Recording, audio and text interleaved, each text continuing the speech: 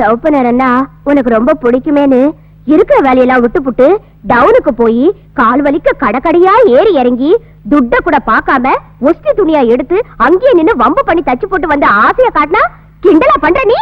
சின்ன பொண்ணு, எனக்கு நிறைய வேலை இருக்கு, தயவு செஞ்சு சொல்றேன், என்ன தொந்தரவு பண்ணாத. நீ உன் வேலை இருக்கட்டும்யா. ஐயோ, வெக்கத்தை விட்டு சொல்றேன்யா, இப்பெல்லாம் ராத்திரியில எனக்கு தூக்கமே வர மாட்டேங்குது.